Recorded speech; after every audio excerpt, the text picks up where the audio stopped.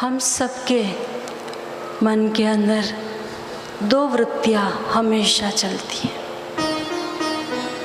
एक धर्म के अनुसार, दूसरी वृत्ति हमें कई बार अधर्म के प्रति खींच ले जाती है।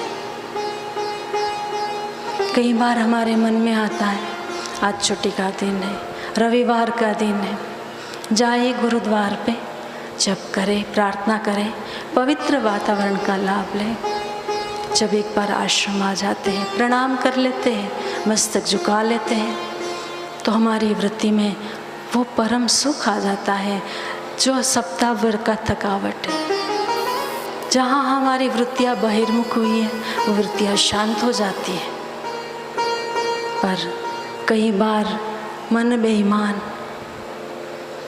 दूसरा विचार कर लेता है, जाने तो आज कुछ और काम कर लेते हैं, पर हमारा मन अगर हावी हो जाता है तो हम फिर वो अच्छे सद्भाव को दबा देते हैं। और जब अच्छा विचार, अच्छा सद्भाव दब जाता है, तब फिर लोभ हावी हो जाता है। एक बार गुरु शिष्य पौराणिक कथा है, कहानी है, सत्य समझने के लिए धर्म का प्रचार करते करते करते एक ऐसे गांव में जा पहुँचे जिस गांव में समस्त सज्जन धर्मात्मा थे, धर्म के अनुसार अपना आचरण था।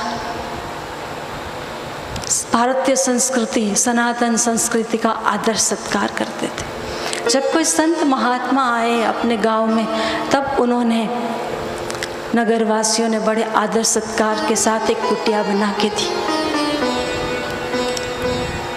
वो संत और उनका सेवक दोनों रहने लगे। समय सुबह होता तो ज़रूर उनकी आवश्यकता अनुसार जलपान पहुंच जाता, दोपहर होता उनका भोजन मिल जाता, शाम होते उनके जलपान का बंदोबस्त हो जाता और श्रद्धा भाव से भक्त लोग आते, हरि कीर्तन करते, हरि का भजन करते, श्री चरणों में भावों को रखते, अपना जहाँ जहाँ रुकावट है, अपना जहाँ संशय है, संत के श्री चरणों में निवेदन करते, अपना समाधान करते। एक बार एक भक्त ने पूछा, स्वामी जी, कई बार तो मन बड़ा शांत हो जाता है और शांत होते ही अच्छे अच्छे भाव आता है, शास्त्र पढ़ता हूँ तो भी अच्छा लगता है, और कई बार तो कितने भी कोशिश कर लूँ मन नहीं लगता, न जप में अच्छा लगता, न शास्त्र अध्ययन में, न प्रार्थना करने में मन अच्छा लगता। तब संत ने उस जिज्ञासु भक्त से कहा, जरूर ये मन का खेल है, वृत्तियों का खेल है। उस समय आप अपने गुरु का सुमिरन करिए, अपने गुरु के साथ जो समय बिताया है, गुरु के साथ जो वार्तालाप हुआ है, उस वार्तालाप का स्मरण करिए, चिंतन करिए, जिससे हमारा मन ढल जाएगा, रस आने लगेगा। जब अति हमारा मन संसार के प्रति आसक्त हो जाता है, तब परमात्मा के चरणों में नहीं लग पाता है। उस समय हमें अपने गुरु के साथ बिताए हुए समय को याद करना है। फिर शिष्य वो संदेश लेकर घर जाता है, फिर से ध्यान करने की कोशिश करता है, कभी मन लगा, कभी नहीं लगा।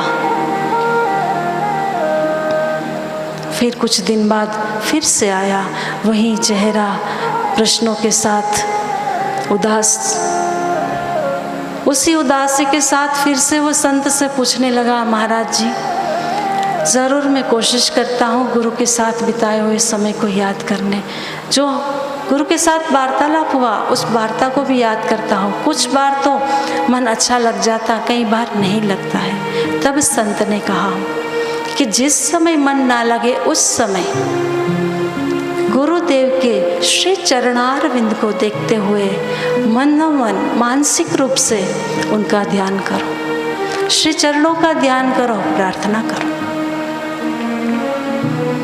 बड़ा नगरवासियों को समाधान होने लगा। अपने साधना में उन्नति होने लगी। कुछ समय के बाद बहुत सारी प्रसिद्धि हुई पूरे नगर में, सब आने लगे, कुछ भी परेशानी है संत के पास आकर के अपना समाधान, अपने संशयों का समाधान करते। ऐसे में एक बार गुरु को लगा, अपने शिष्यों को कहा, बहुत समय हो चुका है इस नगर में रहते रहते, अब हमें यहाँ से चल लेना चाहिए। तब शिष्य कहता है गुरु को, गुरु महाराज यहाँ का वातावरण अनुकूल है, यहाँ के धर्म प्रेमी प्रजा अनुकूल है, फिर इस स्थान को हम क्यों छोड़ें, हमें कुछ दिन यहीं रहना चाहिए। आज वो शिष्य गुरु को सलाह देने लगा, जो हमारे भविष्य की जानते हैं, किसमें हमारा भला है, क्या करें क्या ना करें। ऐसे गुरु को आज वो शिष्य सलाह देने लगे और कहते, गुरु महाराज कुछ दिन और रुक जाइए। पर गुरुदेव ने आदेशात्मक स्वर में कहा, जी बिल्कुल नहीं, आज तो यहाँ से जाना है, साथ में कुछ भी नहीं लेना है। था हाथ में धर्म का किताबें, धर्म का प्रचार, और दिल में वो सद्भाव के मानव जात में धरती धरा पे जितने भी मनुष्य अवतार लेकर आए हैं, जन्म लेकर आए हैं, वो परमात्मा की महिमा को समझे, परमात्मा के गुणों को, भावों को समझ के अपने को परमात्मा मय बनाए। इन्हीं भावों के साथ संत और साथ में उनका सेवक भी निकल पड़ा, उसी नगर को छोड़ दिए। गुरु का आदेश था कुछ भी सामान साथ में नहीं लेना है, लेकिन ये हमारा वृत्ति भरा मन गुरु की आज्ञा की अवहेलना करते हुए वो सेवक ने कुछ पैसे अपने झोले में डाल दिए। आगे चले, एक आगे नगर जाने के लिए बीच में एक नदी पार करनी थी। जैसे नदी के किनारे पे पहुंचे, एक नाव वाला खड़ा है, नाविक खड़ा है। उनसे पूछा, भाई सामने गांव जाना है, सामने नगर जाना है। तब उन्होंने कहा, वैसे तो मेरा किराया 2 रुपये है, लेकिन आप साधु महात्मा हैं, साधु जनों से मैं आधा लूँगा, लेकिन दोनों को मिला के 2 रुपये तो देने पड़ेंगे। तब साधु के मन में था, मेरे पास कुछ नहीं है, जो दान दक्षिणा आई थी मैं उसी कुटिया में छोड़ के आया हूँ। अब भाई तू मुझे ले जाता है तो मैं जाऊँगा, नहीं तो मैं बैठा हूँ किनारे। संत अपना आसन जमा के किनारे पे बैठ गए। अब शिष्य भी बैठा, जबकि जेब में कुछ धनराशि रखी है, लेकिन देख रहा है कि गुरु महाराज बैठे हैं तो कुछ सोच के बैठे होंगे, क्यों बैठे। और गुरु महाराज के अंतःकरण में यही ईमानदारी थी, भाई मैं परमात्मा का ईमानदारी से भजन करता हूँ तो वो परमात्मा मुझे ज़रूर रास्ता पार कराएंगे, या कोई धर्मात्मा सज्जनात्मा आएंगे, वो मुझे नदी के उस पार ले जाएंगे, नहीं तो फिर परमात्मा की यही मर्जी होगी, मैं यही किनारे बैठकर उनका कीर्तन करूँ, उनका गुणगान गाऊँ।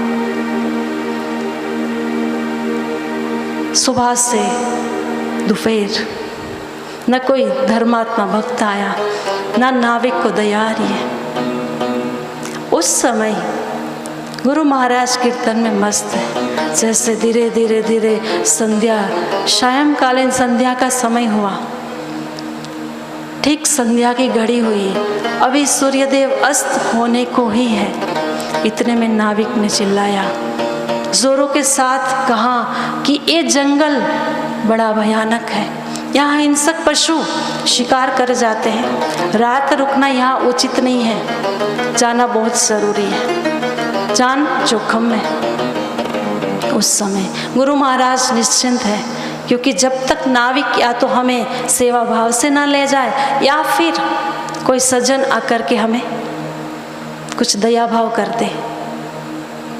पर आज जैसे ही उस शिष्य ने सुना यहाँ रात रुकना खतरे से खाली नहीं, और वो शिष्य ऊपर नीचे होने लगा। क्या करूं, क्यों? लोभवश रखा था धनराशि कुछ, गुरु वचनों पे विश्वास नहीं था, काम लगेगा विकट परिस्थिति में। गुरुजी तो ऐसे ही बोलते रहते हैं छोड़ दो छोड़ दो, लेकिन हमें पता है कितनी कितनी परेशानियां झेलनी पड़ती हैं। अब उस शिष्य से नहीं रहा गया, वो चुपचाप नाविक के पास जाता है और कहता है कि भाई मैं तेरे को चुपचाप पैसे दे दूंगा, लेकिन तू हमको यहाँ से ले चल।